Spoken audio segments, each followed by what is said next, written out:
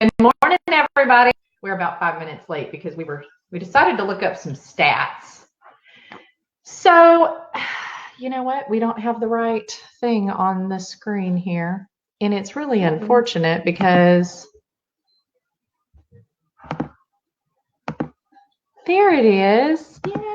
Because today is episode 50. We have done 50 of these. Yes. Can't believe it. It's been a little over a year since we started, but we have taken off, a week here and there for holidays and things. Hey, Mom, good morning. And Mom has been watching since the very beginning. She's our biggest fan. You can always count on your mama, right? Yeah. Always count on your mama. Yes. Okay, so Be Live has changed a few things, so it's interesting as they update and move on and change things around. And yeah, I'm figuring it out as I go. Okay, so this morning we wanted to talk about open houses. Yay! To give you kind of a history about open houses, I used to believe that they were not successful. And really, honestly, the way that they were being done and the way that I think the market was at the time, they weren't necessarily successful. So there was some truth in all of that. But I started kind of watching. I'm always, whenever I have a kind of an absolute feeling about something, I try to still make sure that I have an open mind about it. Because I feel like you can really pigeonhole yourself and be ignorant to the fact that the market has changed and maybe your viewpoint should have changed along with it. So I try to stay open-minded about things. And really and truly, my thought was that, well, if I start seeing homes sell from open houses, then I'm going to have to change my approach to this.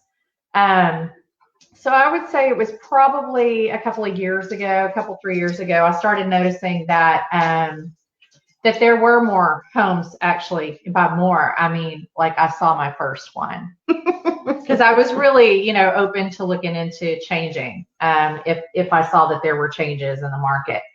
As soon as I noticed that, I was like, okay, so obviously I'm going to have to start changing my approach to all this. Before, I felt like if they didn't work, what was the point in having my clients open up their home to the public for just some, unrepresented looky-loo neighbors coming through and not really pre-approved, pre-qualified, absolutely, interested buyers. I felt like, we as agents, a lot of the time we post up at open houses because we're trying to get business. And I felt like at that time that opening up my client's home in order for me to try to pick up unrepresented buyers that really weren't even interested in the home, it felt selfish. And so at that point, I didn't do them. So what we decided to do was to actually really look into what works. If we were going to do them, we were going to make sure that we did them well and try to drive as much traffic as possible into these homes. So what we did was we started doing some research and we looked into what works for other teams across the country. What are these big groups of agents across the country doing to actually turn this into a really great lead source, but also a great marketing opportunity for the homes themselves. And so what we did was we found a few different methods that we decided to employ and see how well they worked. They work, y'all. And they work. It takes a lot of work to pull them off. But we feel like if we're going to put forth the effort, then it should be worth it.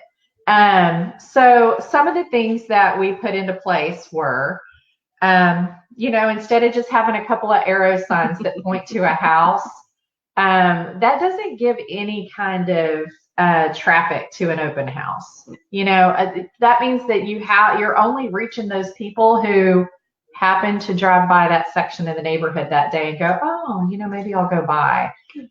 So what we did was we bought up a whole bunch of signs. We've got like 40 signs. There are 40 of them. There are 40 signs. Does that include the directionals? Yeah. Yeah. Okay. So there's 40 signs, and not only do they have, our logo, but it also has the property address and also the time of the open house. So we make sure that, they're out the day of, for sure. Try to do the night before. And then, it shows the actual time, and they're kind of all over the neighborhood. And so what that does is it drives a ton more traffic into the home. Also, we do a lot of social media advertising. So we create events on Facebook. We run ads off of, now it's property videos, now that we have really great property videos. We run ads using those for a period of time, 2-3 days leading up to it, to really try to get the word out there. Obviously, it goes into the MLS.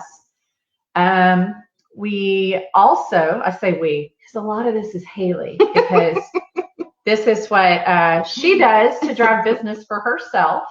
But it's wildly successful, so it makes sense to do it. So she goes out, she prints out flyers, and she goes around each property, handing out, anywhere from like 50 to 100 flyers, depending on. And okay, so whenever I say this is done, that's not always done on every single one. These are mainly the mega open houses. The signs go up for all of them. But the social media stuff happens for all of them. And then there are some special things that happen whenever a property first comes on the market. And that is what we call our mega open houses. So much fun. If you haven't been, you need to. You should totally come. So for a mega open house, if it makes sense for the listing, and what that means is that if we have enough reach in an area where we can drive more traffic to that open house based upon that, which means that most of the time it's in Eagle Springs. If there's another like super nice neighborhood around the area, we do those too. We do them in the Groves. I'm trying to think of where else. We've done them in Lakeshore, I think. Was it Water's Edge? Water's Edge, yeah. So we've done them in other places where it makes sense. But whenever we put a property on the market, we do all of the normal like signs, advertising, all of that. But we also hand out the 50 to 100 invitations to the open house around the listings. And what that does is, yes, it invites the looky-loo neighbors. It does. But you want them. You want them because they may have a cousin or a daughter or a friend. How many times have we heard best friend? My best friend. I live down the street. Yes. I want my best friend to live down the street from me. I mean, that's one of our hashtag long-term life goals too. So we get it, and we also, know how important it is for parents and children to kind of be near each other. My mom lives right around the corner from me. So, that ends up driving that sort of traffic to the mega open house. So what we also do for the mega open house is we have the Kona ice truck come. And so, during the summer, it's great because it's snow cones that they're giving out to all the kids, everybody really that comes to the open house. This time of year, it's actually changed over to where they still do the snow cones, but they also do like frappuccinos, and they do hot cocoa.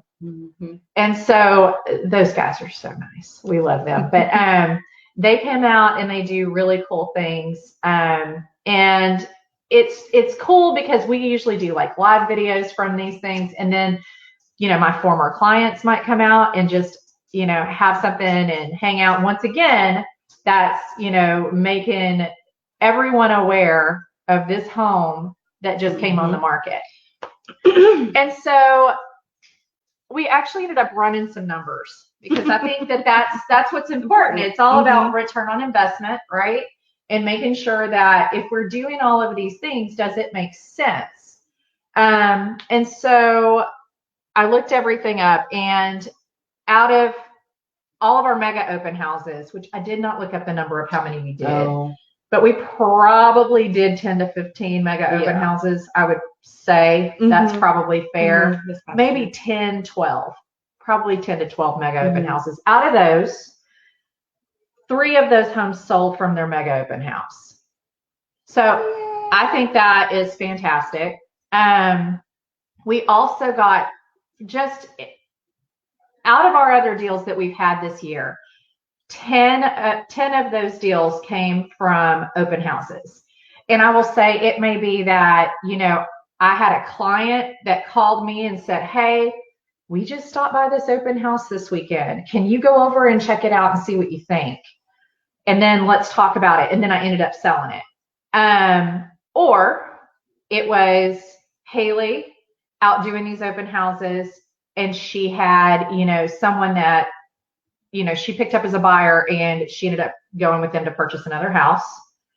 Or it's been that she's actually picked up a buyer for my listing at one of these other open houses.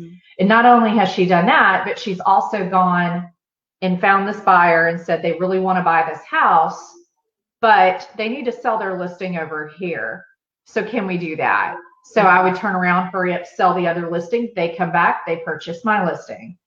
So out of that, I would say 13 deals this year from doing these open houses. So high five. Lots of work. We were really bad at high fives. All right, give it. Yes. So I would just say open houses, totally worth it. These mega open houses, totally worth it. But it is so much fun. It's so much fun. It's also a ton of work. So I'm not going to say that it's not a ton of work. Yeah. But to us, it's been worth it. For putting up all the signs. Thanks to Jeremy for being our sign guy. I drive him around, and he jumps out and puts them out. And then he goes back and picks them up. Yeah. He's a good man. Yeah. We appreciate him. So, there's a lot that goes into it, but it's worth it. So in case you're ever wondering why there's so many signs out there, why, you see us have some live video and there's some, snow cone truck. If you see that, come by and get a snow cone. We're out there. You might as well come see us and say hi. Bring the kids. It's been a really great way for me to reconnect with my other clients and stuff. It's been cool. So anyway, I just wanted to go over all of that with you guys today. Episode 50. Yay! Can't believe we've made it here, and awesome. It's awesome. So I hope you guys are having a beautiful day. Enjoy the weather. We'll see you soon for episode 51. Yay! All right. Bye guys.